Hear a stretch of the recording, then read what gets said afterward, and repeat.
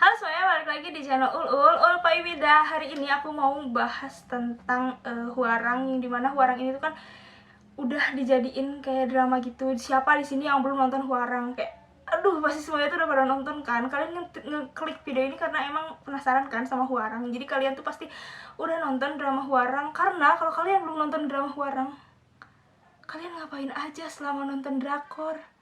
Sampai Hwarang belum kalian tonton.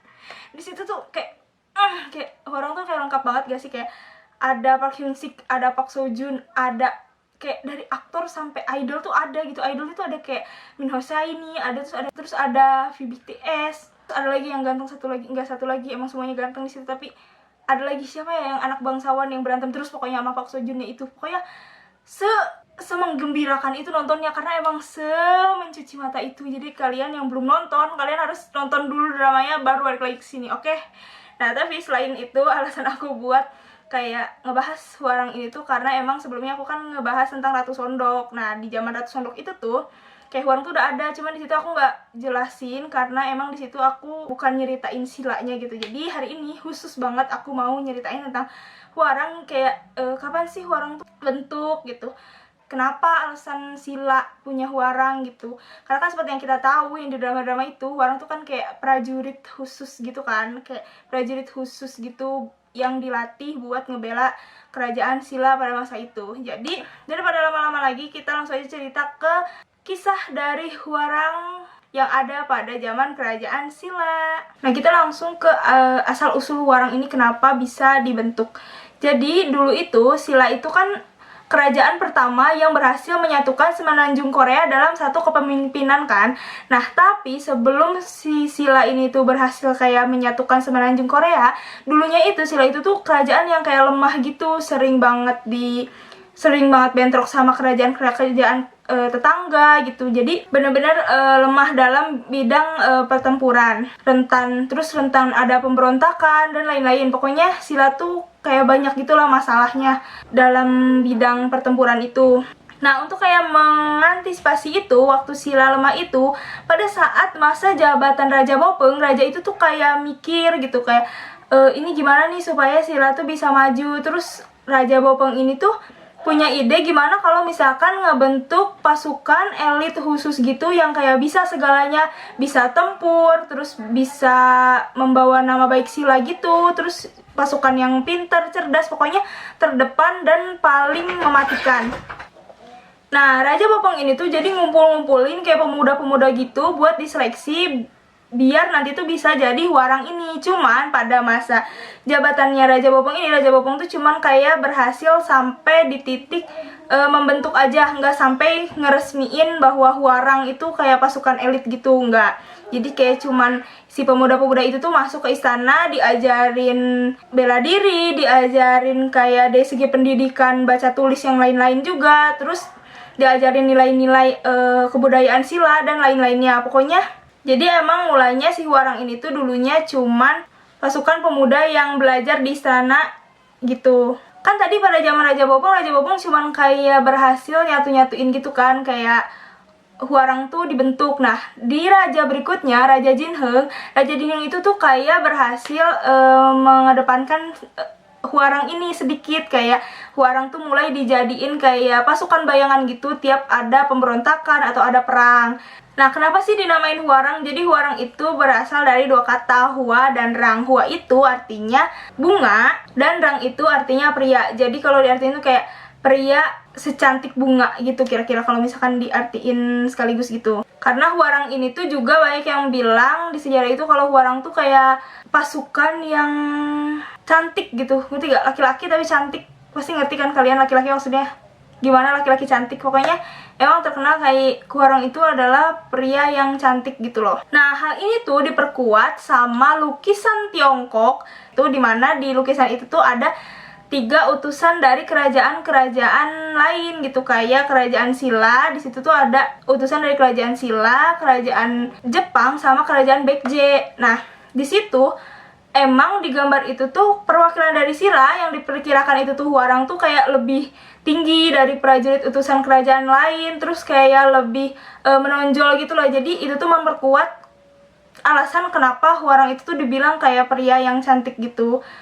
Nah, tapi alasan kayak Hwarang itu tuh diambil dari nama gara-gara Hwarang pada ganteng itu tuh kayak dibantah gitu sama sejarawan Korea. Katanya pemilihan kata Hwarang itu tuh gara-gara si Hwarang ini tuh diibaratin bunga, dimana bunga itu tuh kayak ketika kelopaknya rontok itu tuh kayak bisa tumbuh lagi di tempat lain. Jadi diibaratkan si Hwarang ini tuh kayak mudah beradaptasi, bermoral baik, dan lain-lain. Jadi sejarawan Korea tuh membantah kalau nama Hwarang itu tuh diambil gara-gara Hwarangnya itu tuh cantik. Nah, tapi yang melekat di masyarakat itu tetap jadi nama Hwarang itu dipilih karena Hwarang ini memiliki wajah yang cantik. Nah, Raja Jinheung kan wafat digantiin sama Raja Jinji. Raja Jinji ini tuh kayak berusaha gitu ngerangkul Hwarang, ngambil hati Hwarang. Nah, tapi si Raja Jinji ini tuh malah digulingkan gitu sama partai oposisinya. Jadi waktu itu tuh alasan digulinginnya tuh gara-gara si Raja Jinji ini tuh ketahuan memasukkan surat wasiat dari Raja Jinheung, dan penggulingannya si Raja Jinji ini juga dibantu gitu sama Hwarang. Jadi Hwarang juga nggak ada di pihaknya si Raja Jinji ini. Sampai akhirnya Raja Jinji ini digantiin sama Raja Jinpyong, yang dimana Raja Jinpyong ini kemarin aku udah ceritain, beliau itu adalah ayahnya Ratu Sondok. Nah, pada masa Raja Jinpyong inilah si Hwarang itu progresnya tuh cepet gitu loh, kayak kurikulumnya maju, terus jadi Hwarang tuh kayak udah ada kurikulumnya gitu. Jadi si Hwarang tuh harus bisa ini gitu, kayak lebih tertata gitu. Nah, di masa Raja Jinpyong inilah si bangsawan pada masa itu tuh harus kayak wajib ngirimin anaknya buat jadi Hwarang gitu. Nah, terus selain itu juga Raja Jinpyong itu memaksimalkan fungsi dari Hwarang tuh.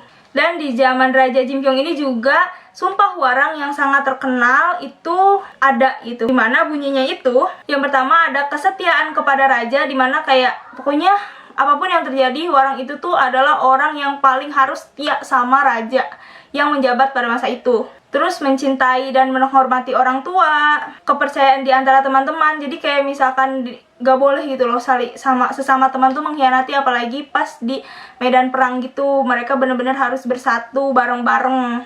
Nah, yang keempat itu pantang mundur dari pertempuran. Jadi sesulit apapun kondisinya, kejepit apapun situasinya gitu, kayak udah gak ada harapan gitu buat menang pun, Hwarang ini tuh harus tetap pantang mundur dari medan perang sebelum kayak raja itu bilang bahwa boleh mundur gitu. Jadi Hwarang itu beneran pasukan yang harus siap dengan kondisi apapun. Dan yang kelima, Hwarang ini tuh pantang mengambil nyawa seseorang tanpa alasan.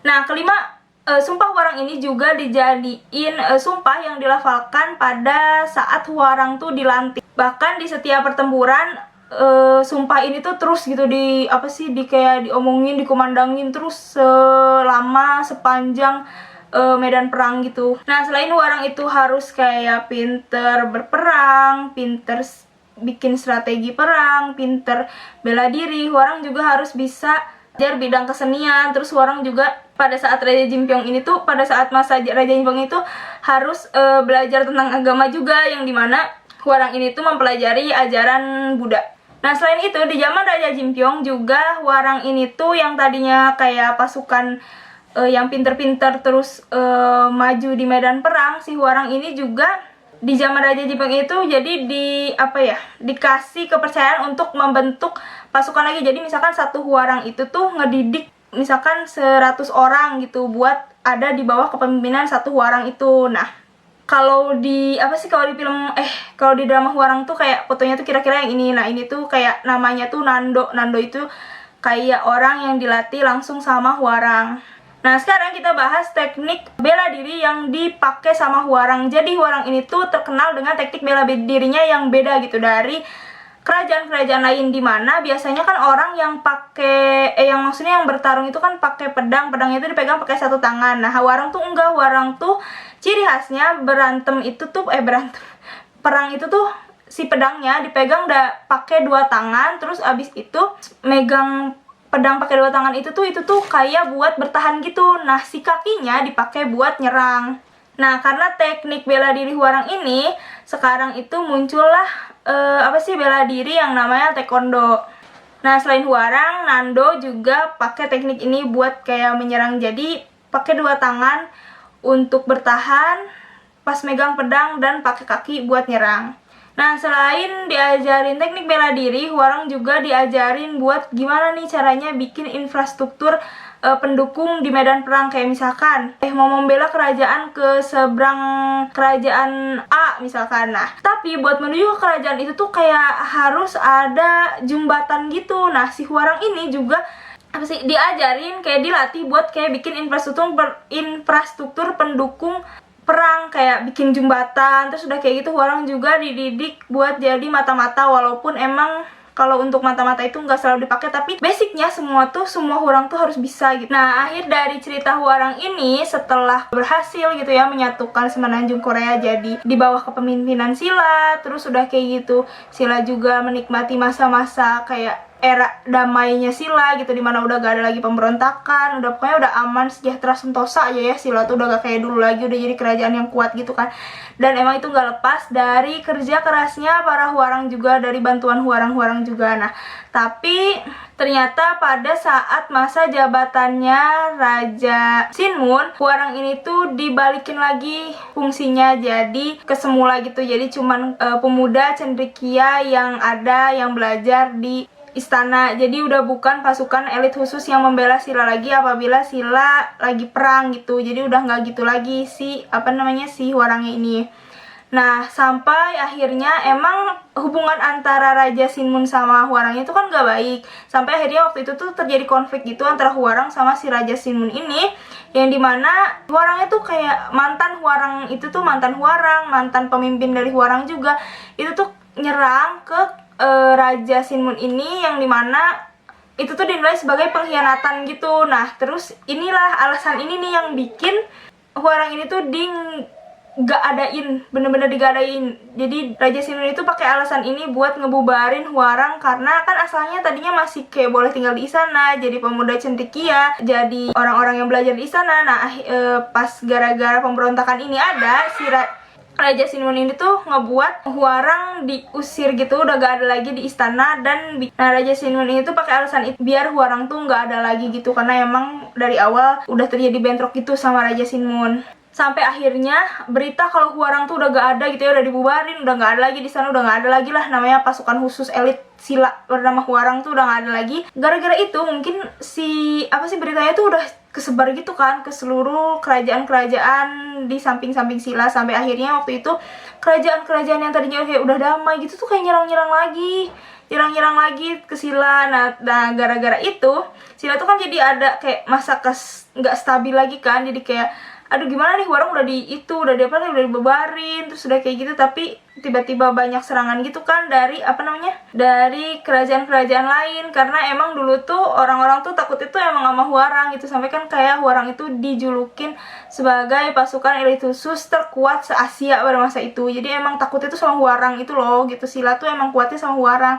Tapi waktu itu Hwarang udah digadain, si orang-orang nyerang itu ke Silla, keadaan kan udah gak stabil, tapi Hwarang tuh udah gak ada. Nah, pas sampai Hwarang mau dibentuk lagi, tapi udah gak sempet gitu, karena emang udah gak bisa lagi Silla tuh nahan pemberontakan yang ada, dan udah gak sempet lagi buat ngebentuk si Hwarang kayak dulu lagi. Nah, jadi segitu cerita kisah nyata dari perjalanan Hwarang. Kalau misalkan ada yang belum aku sebutin, kalian bisa banget buat kayak komen apa aja sih kayak cerita yang kalian tahu tentang Hwarang selain dari yang aku ceritain tadi. Dan jangan lupa juga buat komen requestan buat cerita yang lainnya. Makasih udah nonton video aku.